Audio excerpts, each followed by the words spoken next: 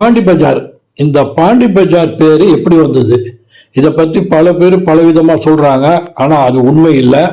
உண்மையான விஷயம் என்னன்னா, பனங்கல் பார்க்கில் இருந்து தேனாம்பேட்டை சிக்னல் வரைக்கும் தியாகராயர் சாலை இதுதான்.